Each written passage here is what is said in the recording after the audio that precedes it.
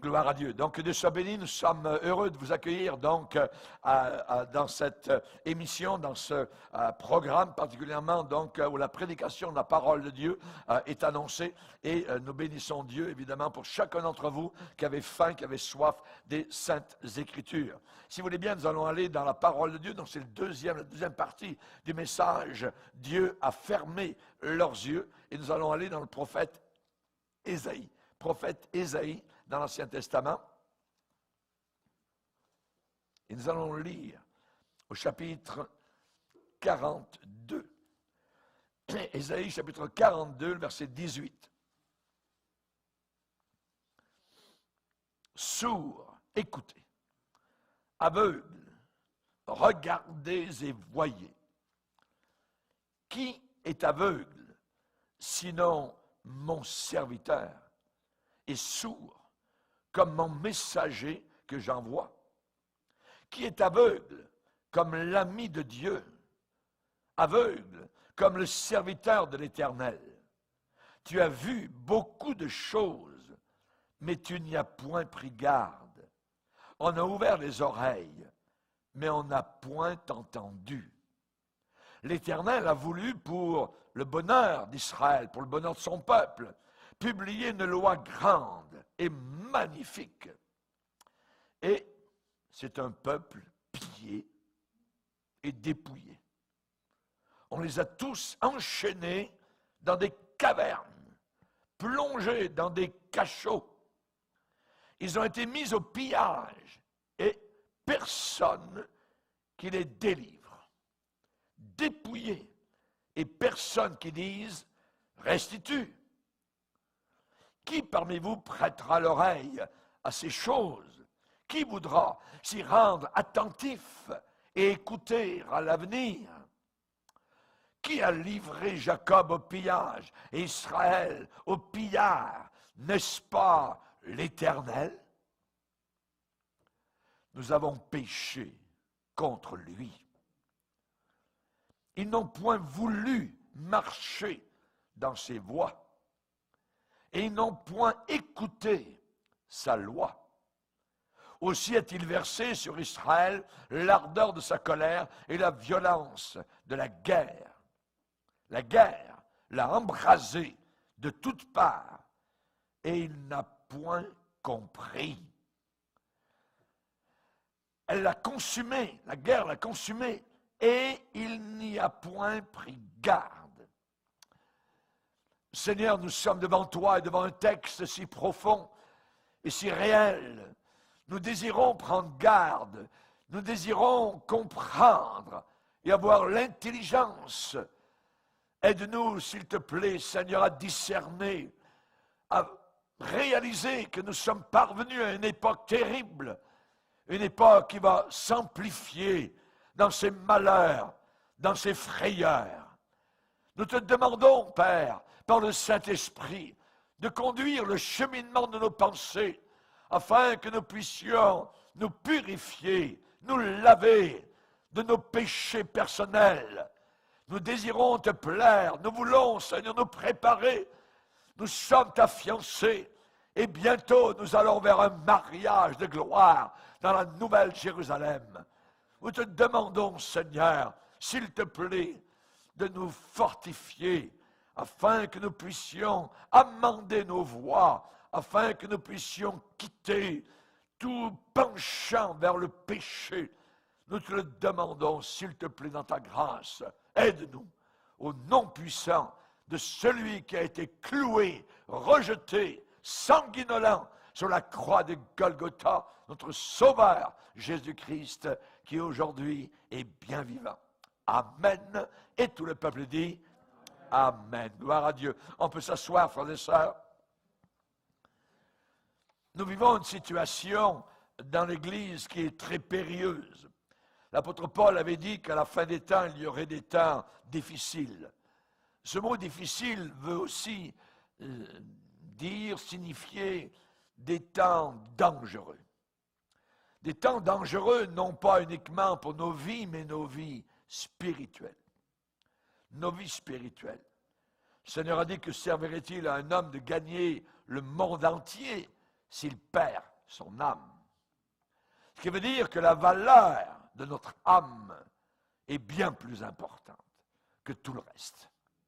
Donc il faut absolument penser à notre âme, penser à la vraie spiritualité que la Bible nous enseigne.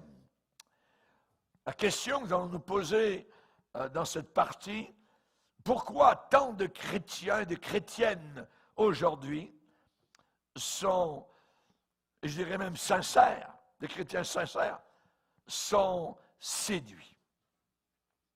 Séduits par une sorte d'évangile qui est faussé. Et si vous roulez à bicyclette avec une roue faussée, ça va rouler mal.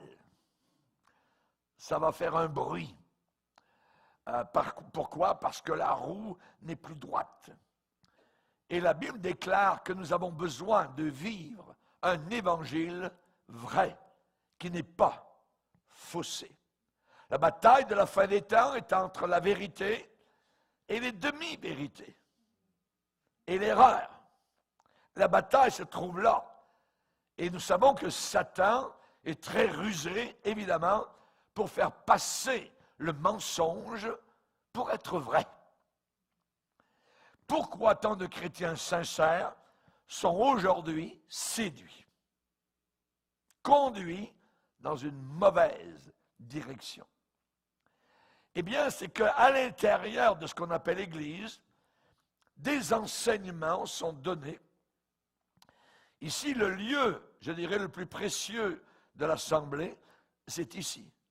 À partir d'ici, vous recevez un certain enseignement.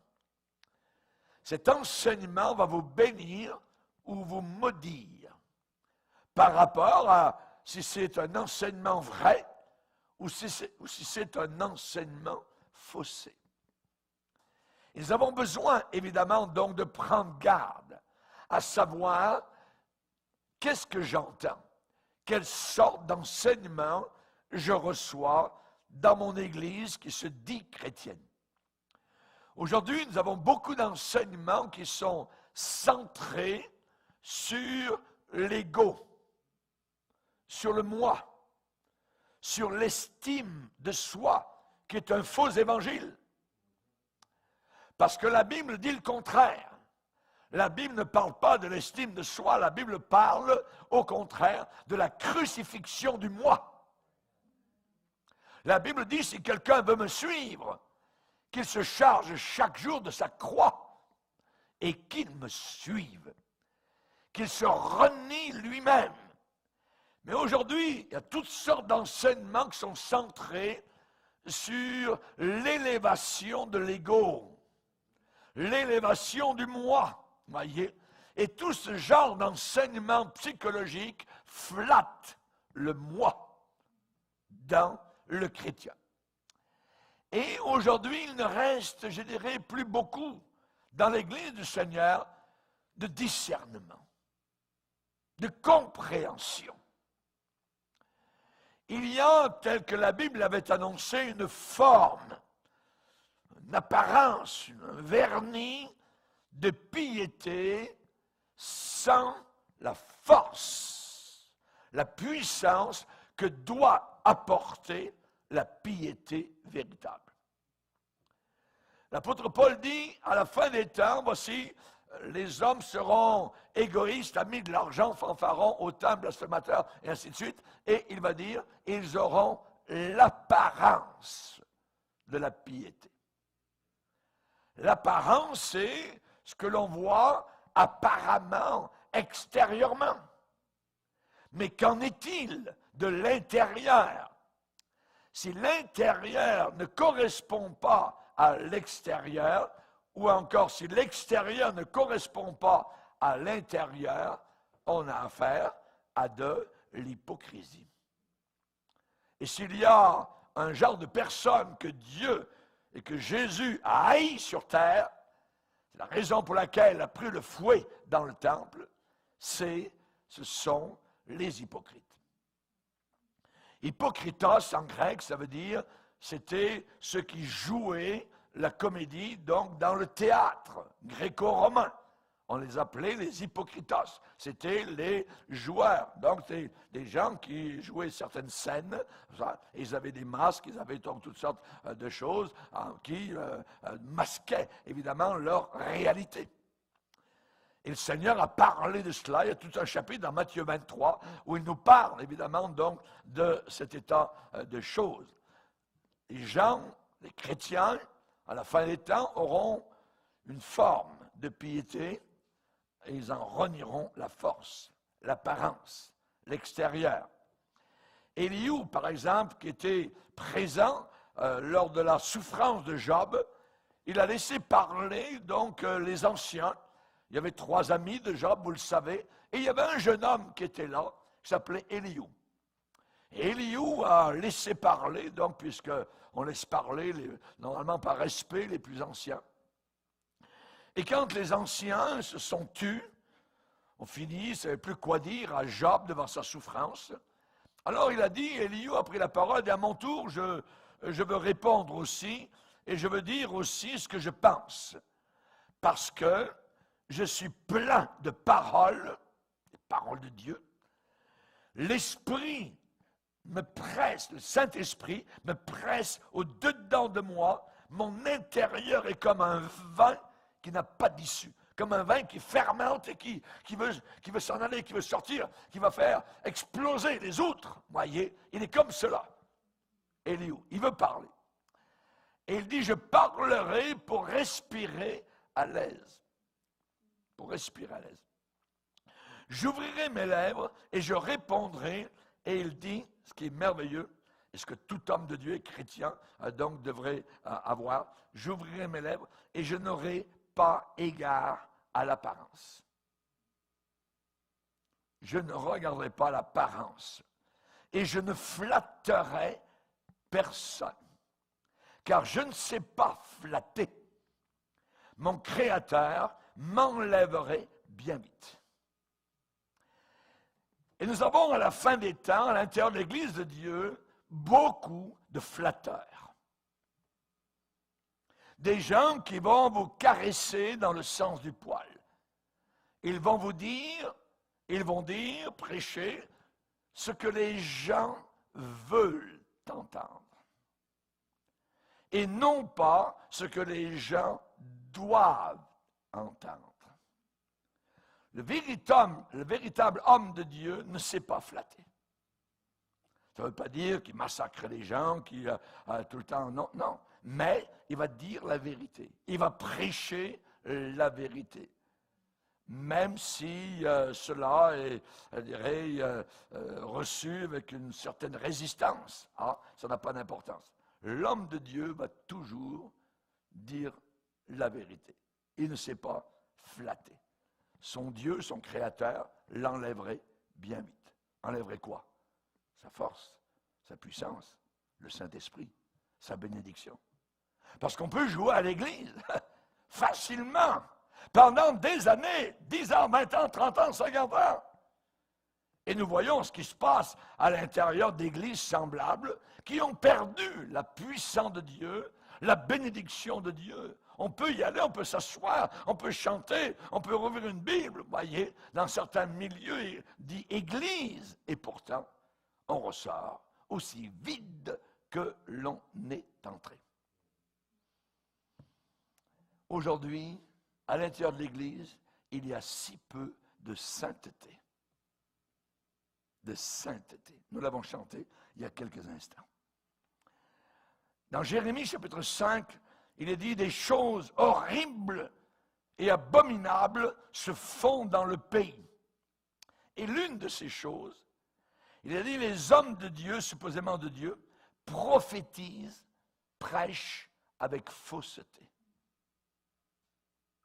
Jérémie n'en revient pas.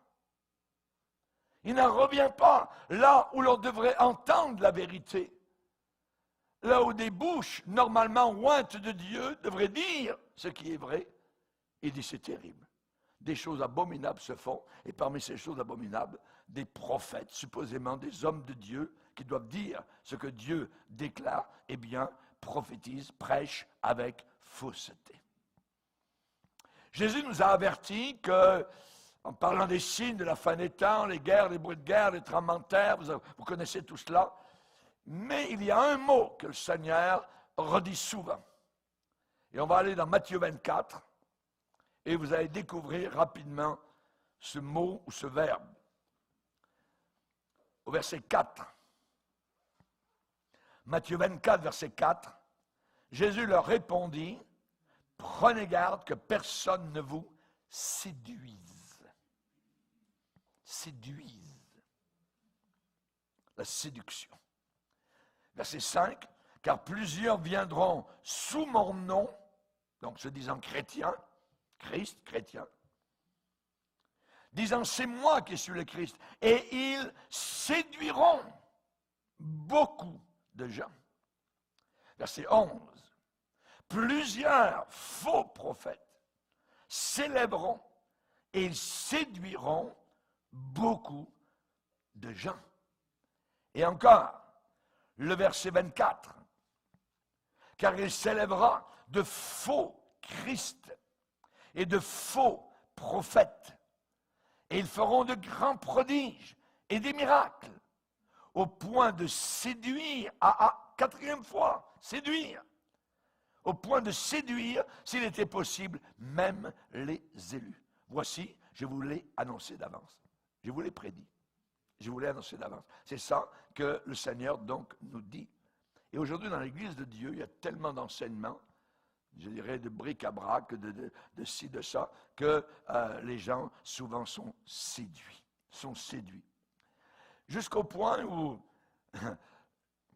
l'hindouisme est entré directement, et le nouvel âge, à l'intérieur de l'Église.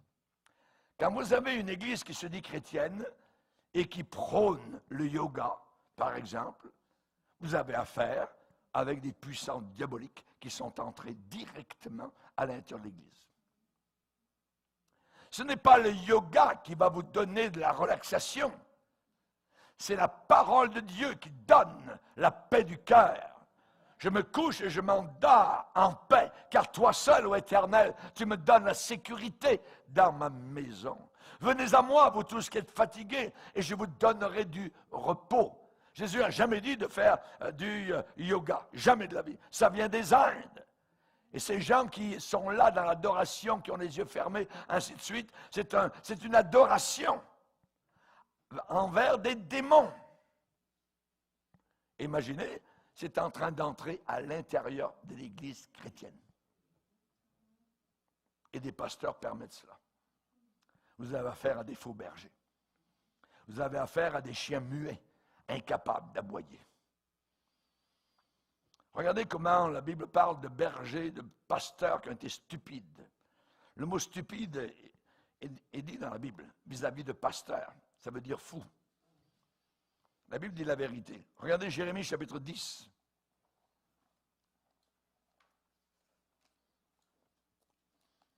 Chapitre 10, le verset 21. Jérémie 10, 21.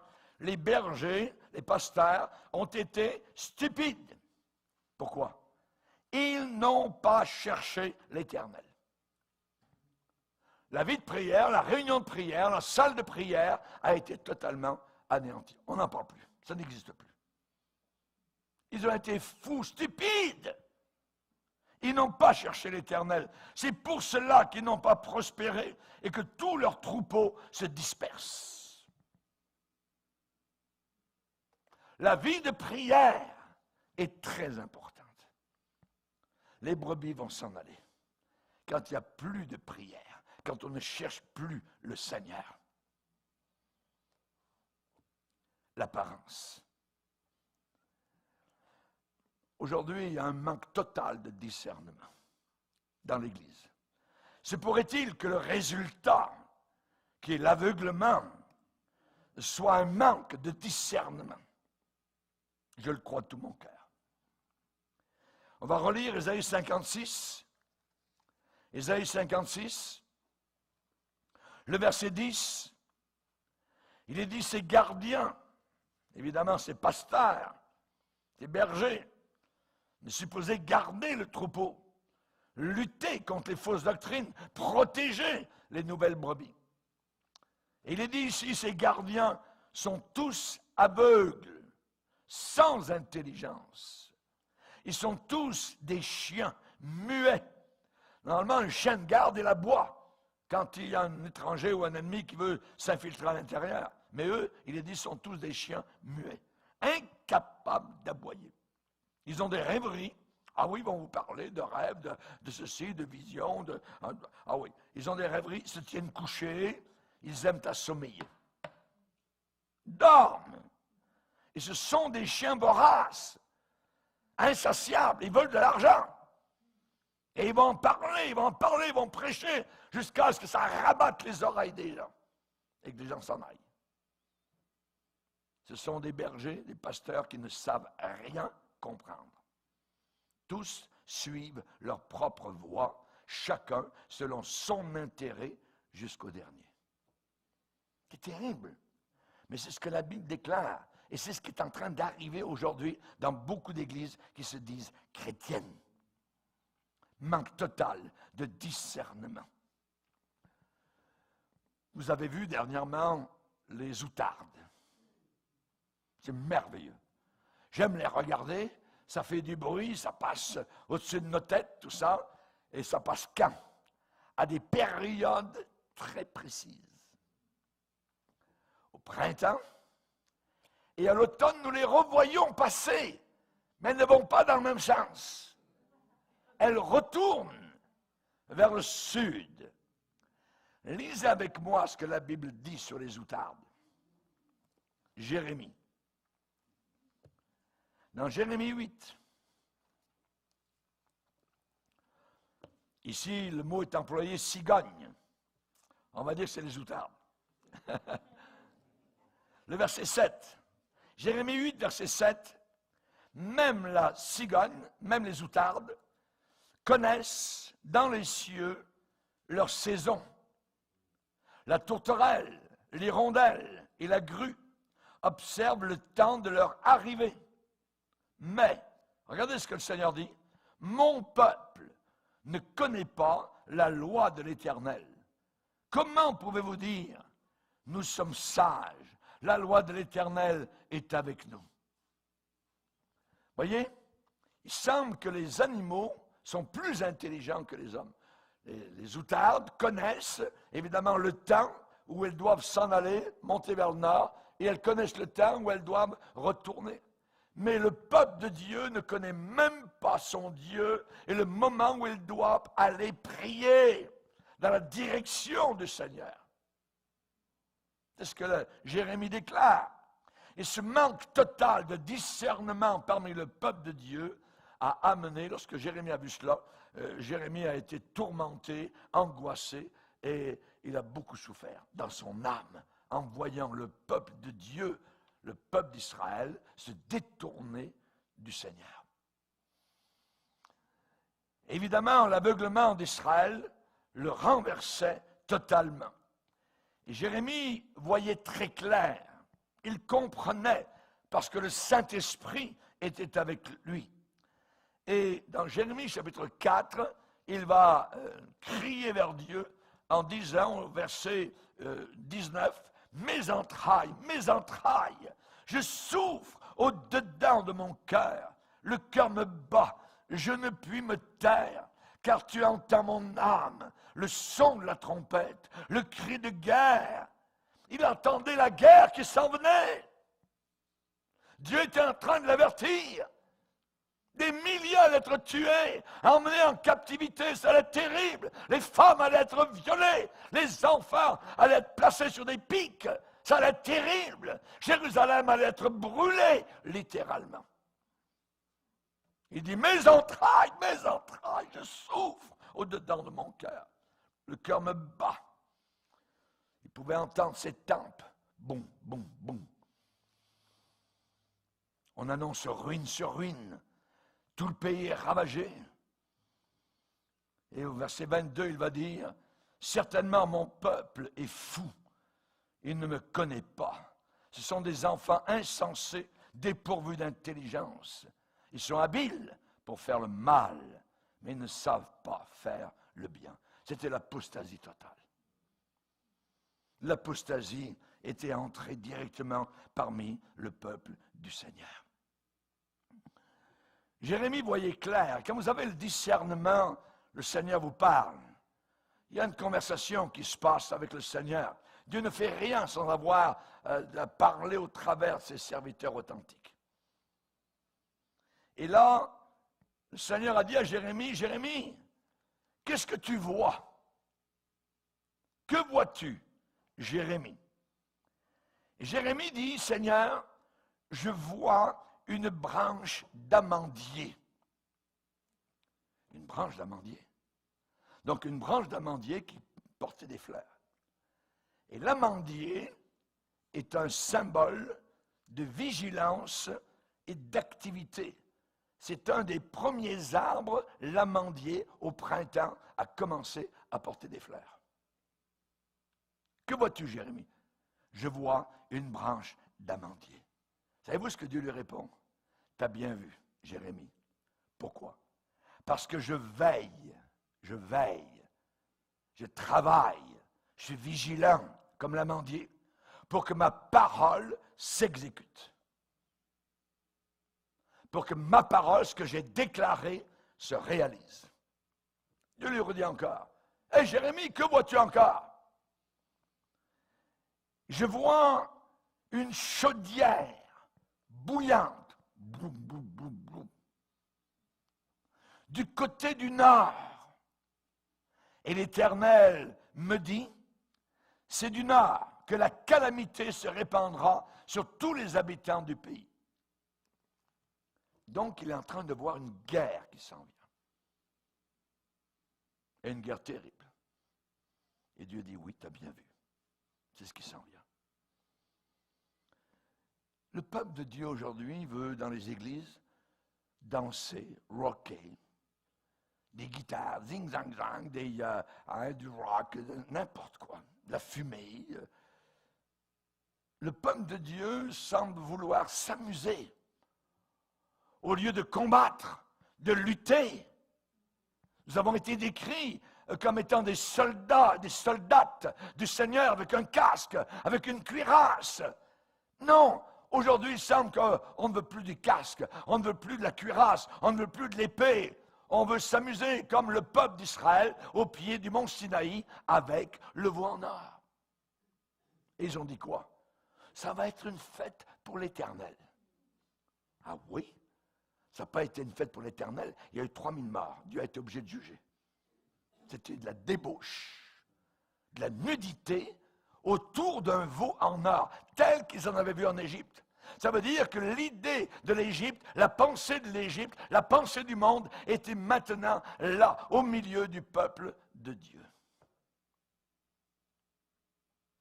Et quand Josué a posé la question à Moïse, Moïse, j'entends en bas dans la vallée des gens qui sont en train de... Il y a un bruit qui monte d'en bas de la vallée.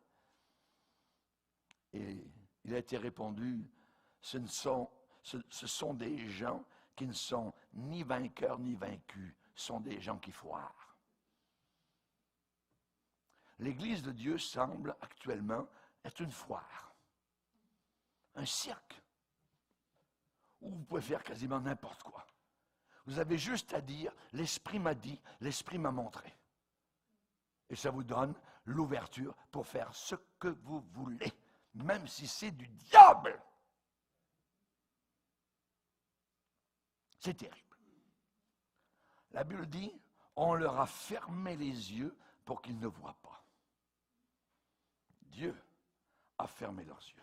Ils ne comprennent pas, ils ne voient pas ce qui se passe. Pourquoi Dieu a-t-il fermé leurs yeux? Je vais vous le dire. C'est qu'à l'intérieur du peuple de Dieu, il y a un esprit de prostitution, un esprit d'impureté. Les femmes vis-à-vis des hommes et les hommes vis-à-vis des femmes. Lisez avec moi dans Osée chapitre 4.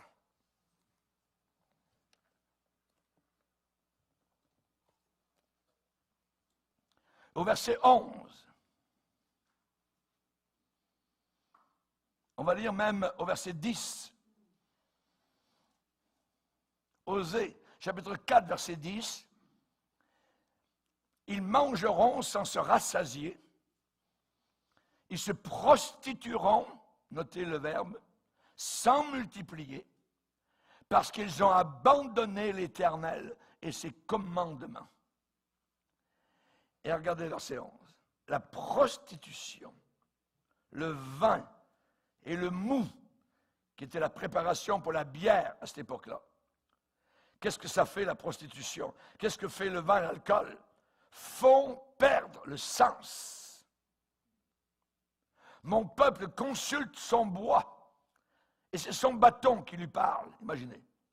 Car l'esprit de prostitution égare, et se prostituent loin de leur Dieu. Ils sacrifient sur le sommet des montagnes. Ils brûlent de l'encens, le cannabis, sur les collines, sous les chênes, les peupliers, les térébintes, dont l'ombrage est agréable. Et regardez ce qu'il dit ensuite. C'est pourquoi, c'est la raison pour laquelle vos filles se prostituent et vos belles-filles sont adultères.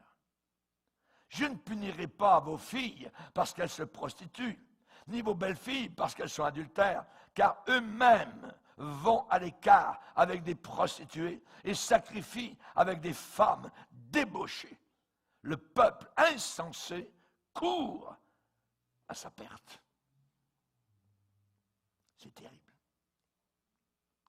Et regardez au verset 4, ce qui est encore pire. Leurs œuvres ne leur permettent pas de revenir à leur Dieu, parce que l'esprit de prostitution est au milieu d'eux, et parce qu'ils ne connaissent pas l'Éternel. L'esprit de prostitution est un esprit terrible. Tout ce qui est impur, tout ce qui est sale, va vous faire dériver du Seigneur. Satan est très rusé, c'est une guerre rusée, très fine. Et le chrétien, la chrétienne, l'église fidèle de la fin des temps, l'église de Philadelphie, parce que tu as gardé ma parole, alors je te garderai en dehors de la grande tribulation qui s'en vient sur le monde entier pour éprouver les habitants de la terre. Attention, mon frère, ma soeur, à l'impureté. Ne t'abandonne pas à ce chemin-là. Un homme de Dieu, avec un péché dans sa vie, un chrétien, une chrétienne qui est indulgent ou indulgente avec ce genre de choses, ou un homme sensuel va avoir sa compréhension spirituelle aveuglée. Dieu va fermer leurs yeux. Ils ne verront plus rien. Ils ne comprendront plus rien. Un jugement. Dieu a fermé leurs yeux. Il y a des églises qui sont entières livrées à ce jugement. Ils ne comprennent pas ce que je suis en train de vous enseigner. L'esprit de prostitution. Un chrétien qui joue avec la pornographie va avoir sa compréhension spirituelle fermée. Il va devenir aveugle. Il est aveugle ayant été dépouillé de toute sagesse. Nous avons lu dans Ésaïe tout à l'heure au début, ce passage, Dieu nous a donné une loi merveilleuse, une loi magnifique, et c'est un peuple pillé, dépouillé, on les a tous enchaînés dans des cavernes, plongés dans des cachots, des prisons. Pasteur, je ne peux plus me passer de la pornographie. Savez-vous que, auparavant, on pensait que c'était les hommes, mais de plus en plus les femmes, maintenant, actuellement, s'en viennent prises avec la pornographie. C'est inimaginable comment Satan est en train de travailler actuellement. L'Église doit se tenir en garde vis-à-vis de tout cela. Quelqu'un qui est indulgent, un chrétien, vis-à-vis de ce genre de choses-là, va être aveuglé, il va être dépouillé, il va être dans un cachot, il va être mis au pillage. Satan va avoir la victoire sur lui. c'est au bout des doigts aujourd'hui. Auparavant, il y a 40 ans, il fallait que vous cherchiez. Plus aujourd'hui. C'est à côté de vous, dans la petite boîte. Vous allez juste... C'est très dangereux. C'est très, très, très dangereux. Timothée a été averti qu'à la fin des temps, il y aurait l'hypocrisie de faux docteurs. Ça veut dire des menteurs. Ils sont faux. Qui portent la marque de la flétrissure, ça veut dire flétrir la sécheresse dans leur propre conscience. Par exemple, prescrivant de ne pas se marier. Vous avez des églises aujourd'hui où il y a des milliers de personnes et vous en avez une quantité qui vivent en concubinage et personne ne leur dit jamais rien. Tout est bien. Vous voyez l'aveuglement? Dieu a fermé leurs yeux. Dieu a fermé leurs yeux. Dans les temps de la fin, et nous y sommes, la Bible nous avertit que nous pouvons avoir une intelligence spirituelle. Il est dit, au temps de la fin, beaucoup seront purifiés, blanchis, épurés, les méchants feront le mal, et aucun des méchants ne comprendra. Les méchants ne sont pas tous à l'extérieur de l'Église. Il y en a beaucoup qui sont à l'intérieur. Et ils ne comprendront pas.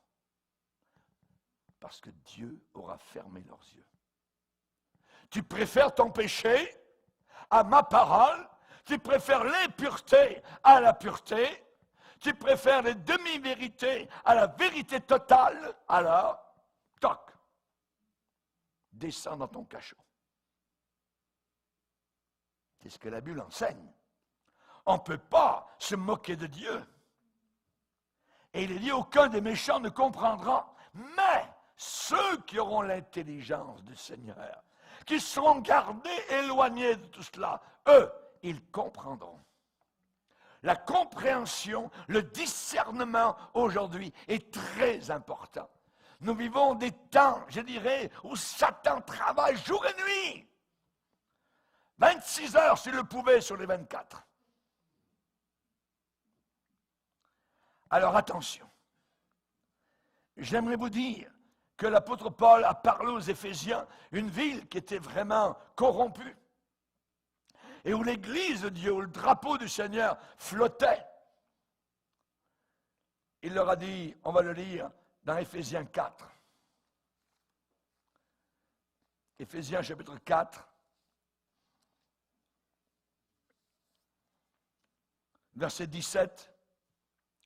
Voici donc ce que je dis et ce que je déclare dans le Seigneur, c'est que vous ne devez plus marcher comme les païens qui marchent selon la vanité de leurs pensées. Ils ont l'intelligence obscurcie, aveuglée. Ils sont étrangers à la vie de Dieu à cause de l'ignorance qui est en eux et à cause de l'endurcissement de leur cœur. Ayant perdu tout sentiment, ils se sont livrés, abandonnés à la dissolution pour commettre toute espèce d'impureté jointe à la cupidité. Paul dit, n'entrez pas dans ce chemin-là. Vous allez perdre tout votre discernement. Vous allez avoir les yeux fermés. Vous ne comprendrez plus rien. Évidemment, ceci inclut des hommes de Dieu, supposément, des pasteurs,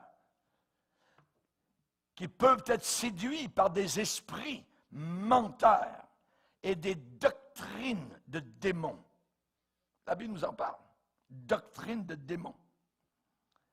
Celui qui ne pratique pas les vertus chrétiennes, nous enseigne l'apôtre Pierre, alors, il est dit, mais celui en qui ces choses ne sont pas, il est aveugle. On parle d'un chrétien. Et il ne voit pas de loin. Il a mis en oubli la purification de ses anciens péchés. Il est aveugle. Le mot est sorti. Dieu a fermé ses yeux. Vous le lirez dans la première épître de Pierre. Au premier chapitre. Vous savez, aujourd'hui, il y a des pasteurs, des serviteurs de Dieu qui ont un esprit double. Ils connaissent la vérité, mais ils vivent autre chose. Aux yeux des hommes, ils peuvent sembler être des saints quasiment avec une auréole autour de leur tête. Mais il y en a certains qui ont un esprit double. Un esprit double. Vous savez, ces gens-là, ils n'ont plus aucun discernement. Quelqu'un qui a un esprit double n'a plus aucun discernement. Par exemple, Billy Graham n'avait plus aucun discernement à la fin de sa vie. Pourquoi? Esprit double. Il était capable de prêcher la parole de Dieu telle qu'elle, et puis un autre jour, aller à un service de radio et de dire « Tous les musulmans sont sauvés, même s'ils ne connaissent pas Jésus-Christ. » Quand vous avez double speaking, un esprit double, Dieu a fermé votre œil. Dieu a fermé vos yeux. Vous ne voyez plus rien. Les musulmans ne sont pas sauvés s'ils ne connaissent pas Jésus-Christ. Ils sont perdus. Ils vont en enfer, tous. Il faut croire que Jésus est Dieu pour aller au ciel. Il faut croire que celui qui était sur la croix n'était pas évanoui et mis dans un tombeau, comme l'enseignent les musulmans. Il est mort sur la croix du calvaire. Il était enterré et ressuscité. Dieu est capable de fermer les yeux, même des pasteurs. Et ces gens-là possèdent une fausse paix. C'est une paix fausse. Ça existe. Lisez avec moi dans Deutéronome 29.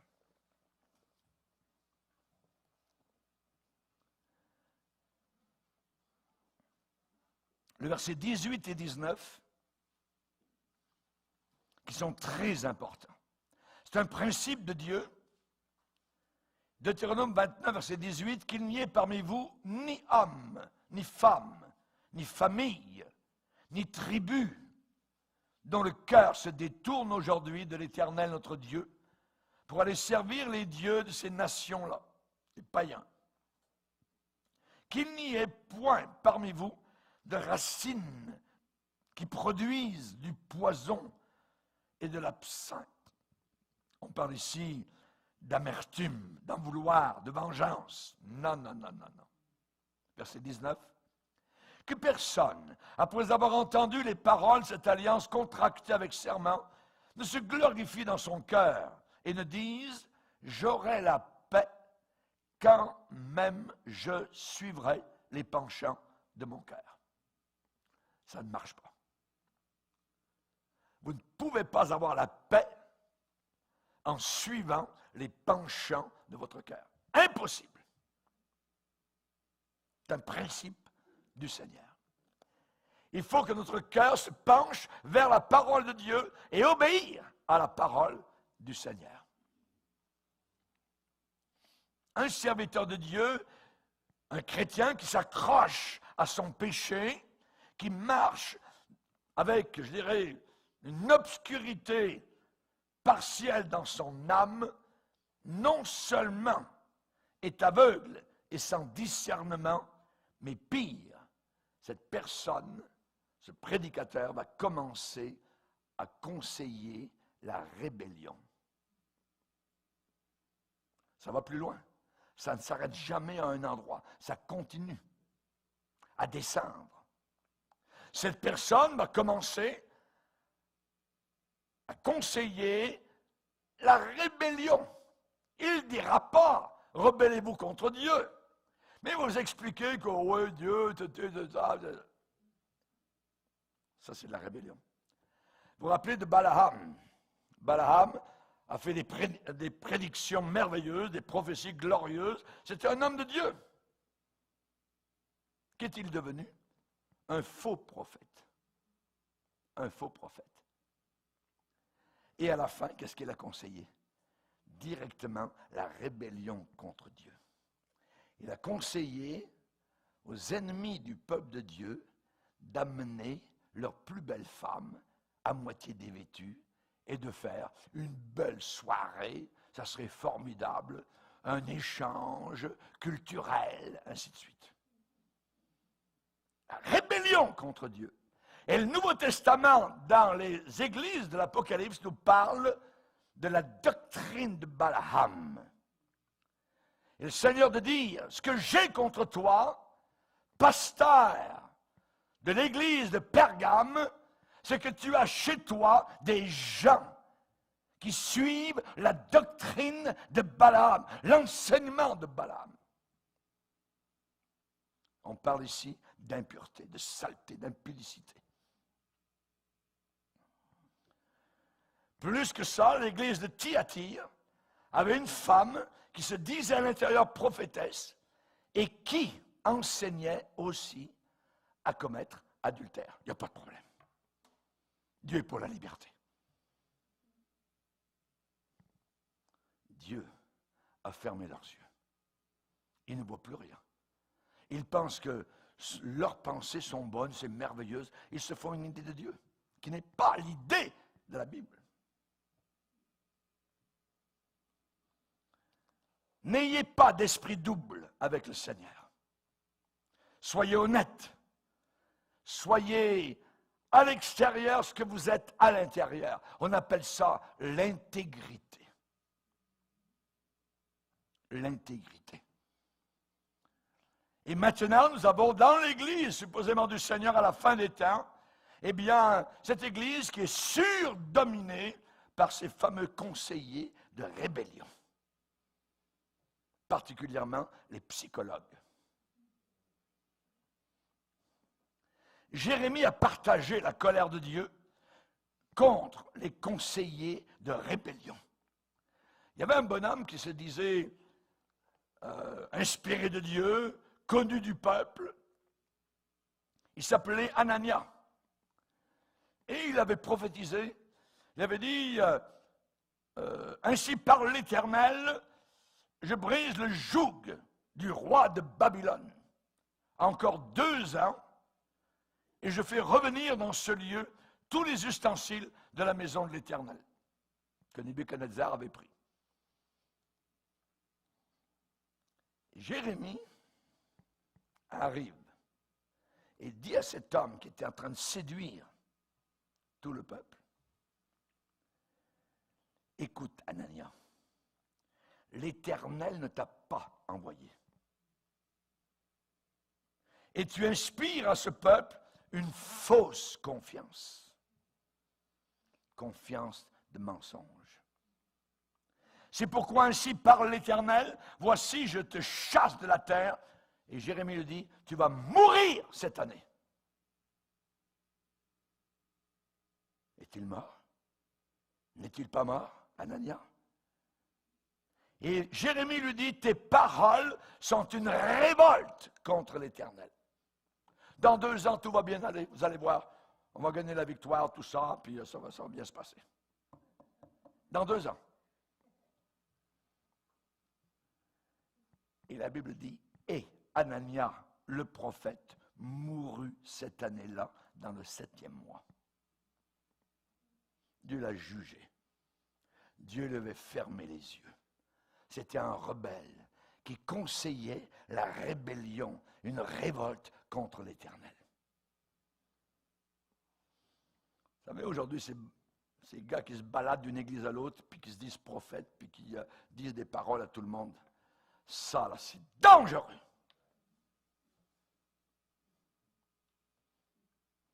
Très dangereux. Le diable est après les pasteurs aujourd'hui. Il y a des églises qui n'ont pas été ouvertes depuis 1 an. On n'a jamais vu ça. Depuis 2000 ans. Où sont-ils? Qu'ont-ils fait? Si Satan peut séduire un pasteur et le lier à quelque immoralité, à ce moment-là, il va lui voler tout son discernement spirituel. Et cet homme de Dieu va finir par conseiller la rébellion directement à partir du pupitre. C'est terrible. Quelqu'un, par exemple, qui offre un pasteur du réconfort à un divorcé. Alors que chez lui, dans sa famille, il est sur le point lui-même de divorcer. Sa femme ne veut plus rien savoir de lui. Il est plongé avec les femmes, avec la porno, ainsi de suite. Et dans l'Église, c'est un véritable homme de Dieu merveilleux.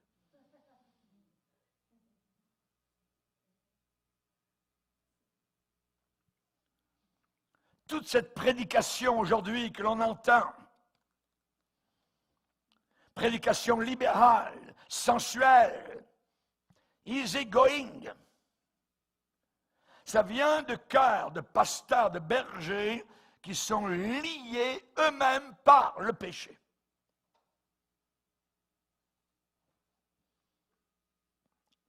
Un jour, un prédicateur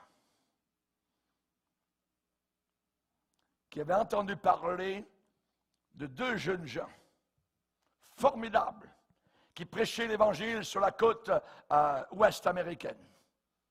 Merveilleux. Et ce bon prédicateur, il les a retrouvés un jour dans l'ouest du Canada. Ça a donné par hasard que le bon prédicateur se trouvait juste à une table de restaurant à côté de ces deux gars-là.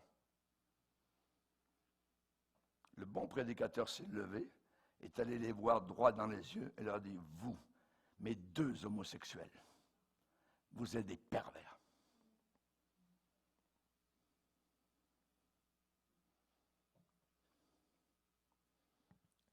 Chers amis, nous vivons dans un monde d'arrière-cour. Nous vivons dans un monde de mensonges, de faire à croire. Et le meilleur endroit où on peut se cacher comme cachot, c'est une église qui est morte, où le Saint-Esprit ne travaille plus. C'est de l'abondance du cœur que la bouche parle. Pourquoi ces prédicateurs ne prêchent plus sur l'enfer, sur le péché, contre le péché? Parce qu'eux-mêmes ne peuvent pas parler de ces choses-là. C'est de l'abondance du cœur que la bouche parle. Ce qu'il y a dans votre cœur, tôt ou tard, ça va sortir. Et ces prédicateurs parlent de compromis. Il ne faut pas aller trop loin, il ne faut pas être trop strict, il ne faut pas... oui. Ces gens-là ne peuvent plus montrer honnêtement au peuple du Seigneur leurs iniquités à cause du péché très profond qui est dans leur cœur. On va lire Jérémie 23.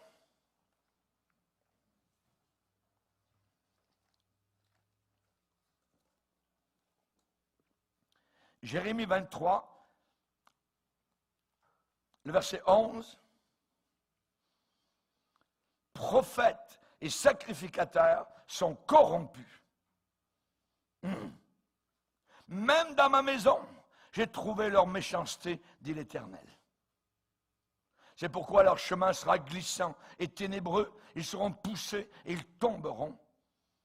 Car je ferai venir sur eux le malheur l'année où je les châtierai, dit l'Éternel. Regardez le verset 15. C'est pourquoi ainsi parle l'Éternel des armées sur les prophètes. Voici, je vais les nourrir d'absinthe et je leur ferai boire des eaux empoisonnées. Des eaux empoisonnées. On va aller maintenant dans Lamentation de Jérémie, juste à votre droite, dans votre Bible, à la fin du livre de Jérémie. Lamentation de Jérémie, chapitre 2, et le verset 14. Il dit, tes prophètes, tes supposés hommes de Dieu, ont eu pour toi des visions vaines et fausses. Ils n'ont pas mis à nu ton iniquité, afin de détourner de toi la captivité Ils t'ont donné des oracles mensongers et trompeurs. Le véritable homme de Dieu va mettre à nu l'iniquité, le péché, tout le temps, régulièrement. C'est son travail. Mais j'aimerais vous dire en terminant ce qui se passe, si le tableau est sombre d'un côté, le Saint-Esprit actuellement est en train de susciter un reste de pasteurs saints et sanctifiés, remplis du Saint-Esprit et doués de discernement spirituel. Et ces gens-là vont conduire le reste du peuple de Dieu avec une compréhension renouvelée. C'est merveilleux. Le Seigneur va dire dans Jérémie chapitre 3 verset 15, « Je vous donnerai des bergers selon mon cœur. Et ils vous conduiront avec sagesse. » Je veux faire partie de cela.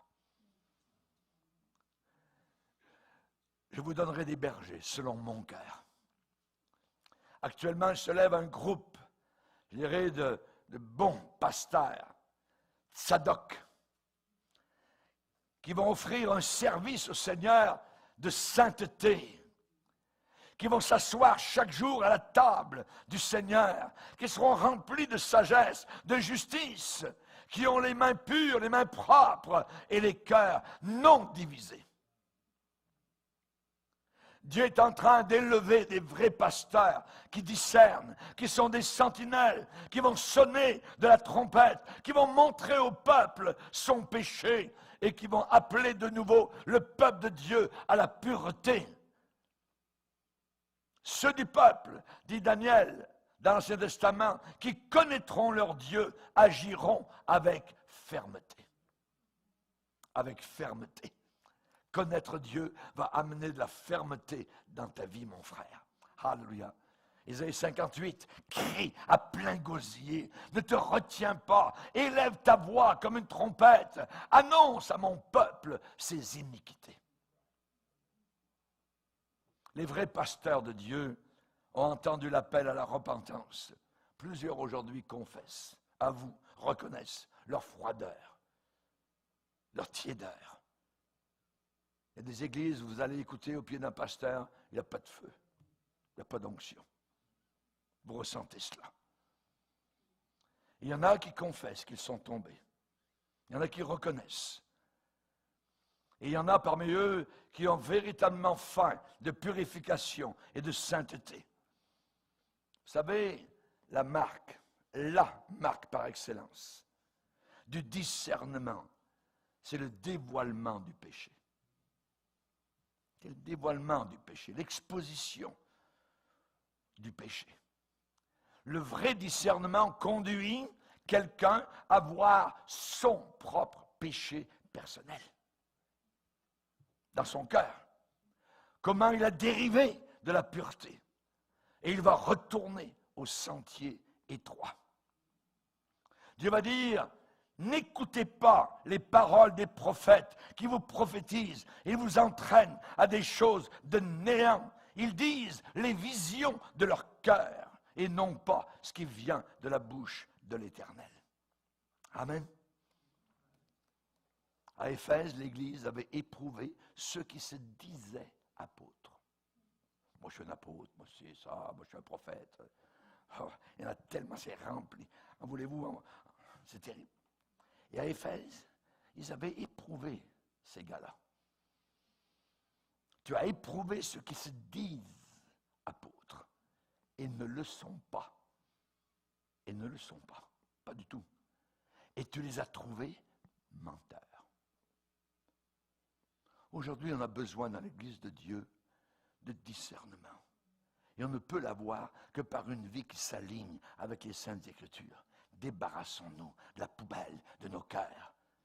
Débarrassons-nous de tout ce qui nous empêche de voir. Sinon, Dieu va fermer nos yeux et nous ne verrons rien du tout. Baissons nos têtes et prions.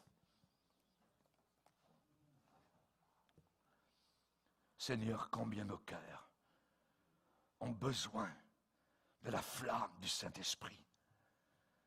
Merci, Seigneur, de nous aider à nous voir tels que nous sommes.